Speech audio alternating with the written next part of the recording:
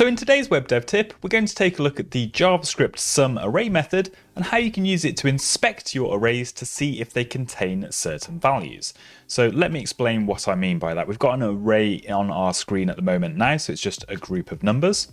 And we can call the sum function on the array that we've got to give us either a true or false value based on a condition that we pass in.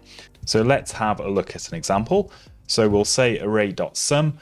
And again, with all of the array methods, this accepts a function which gives us access to the item or each item in turn from the array, which allows us to create an expression which will ultimately decide the result of the sum function. So this function is going to get called once for each item in the array, and as long as it gets one true value back from this function, then the sum function will return a true value. So you can see at the moment it's returning false. We're not returning anything at the moment, but if we return true, that will actually return 6 true values, but we only need 1 to actually give us a true overall value back. So what sort of expressions might we write in here?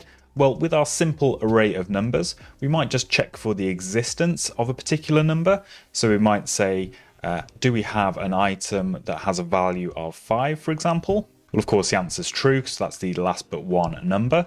But what about if we say, have we got an item with a value of 7? Well, that doesn't actually exist in the array, so we get a false value back. But there are other methods that will do a very similar thing, so we're probably more likely to write a more complex expression. So say something like, are there any numbers that are bigger than 7? And of course, if you've got more complicated data in your array, like an array of objects, then you might be testing specific properties of that object to see if they either exist or they've got a specific value. So you can see that the array.sum function actually returns a value, so it might be a case where we store this into a variable, so something like has big numbers in our example here.